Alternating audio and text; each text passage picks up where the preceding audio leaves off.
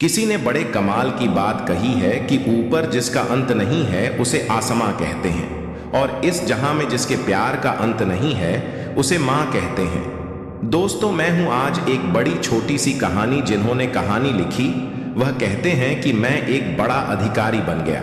मेरे घर में सब कुछ था, खुशियां थी, लेकिन बस एक चिंता सताती थी। वो थी मां की। मेरी मां की आंख नहीं थी और मेरी मां की कमर हमेशा झुकी रहती थी। इस बात से मेरी पत्नी को बड़ी चिढ़ होती थी कि हमारी सासू मां बड़ी को रूपा है और मेरा बच्चा था वो भी बड़ा चिढ़ता था कि दादी के एक आंख नहीं है। दादी कमर झुकी रहती है और उठ करके आ जाती है।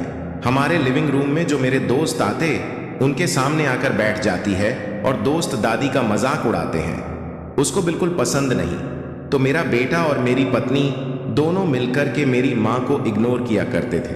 उन्हें साइडलाइन क्या करते, बार बार उनका मजाक उड़ाते थे और मैं चाहकर भी कुछ कह नहीं पाता था कि घर में क्लेश शुरू हो जाएगा। गृह क्लेश होने लगे। बहुत चाहता था लेकिन समझ नहीं पाता था कि करूं तो करूं क्या। एक बार तो हद हो गई। मां जो थी वो इन सब चीजों से परेशान हो गई और कहने लगी कि बेटा, मुझे तो गांव में छोड़ा, तेरे मामा जी मेरी देखभाल कर लेंगे, वहीं रह लूंगी।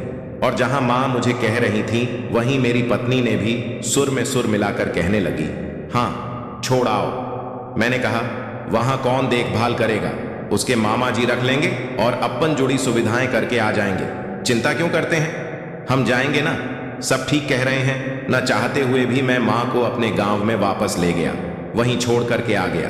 बेमन से वापस शहर में आ गया। हमारे चाचा जी जो अमेरिका रहा करते थे, चाचा जी बड़े गुस्से में थे और कहने लगे कि बेटा, तुम जानते नहीं, लेकिन तुम्हारी मां ने वो सब सहा है जिन संकटों का सामना तुम नहीं कर सकते। इतना संघर्ष झेला है सिर्फ तुम्हें पालने के लिए, तुम्हें बड़ा करने के लिए और तुम्हें काबिल अधिकारी बनाने के लिए। और तुम तो सब भूल गए, पर तुम्हें याद भी कैसे रहेगा। तुम 2 साल के थे जब एक हादसा हुआ था। तुम सीढ़ी ऊपर से नीचे गिरे, तुम्हारी एक आंख चली गई, तुम्हारी कमर की हड्डी टूट गई।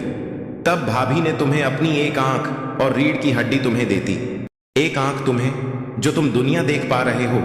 मेरी आंखों से झरझर आंसू बहने लगे। मेरी पत्नी की आंखों में आंसू थे। चाचा जी बहुत गुस्से में थे कि चलो आपको मैं अमेरिका लेकर चलता हूं, वहीं पर आराम से रहना। चाचा जी के पैरों में गिरकर क्षमा करने लगा।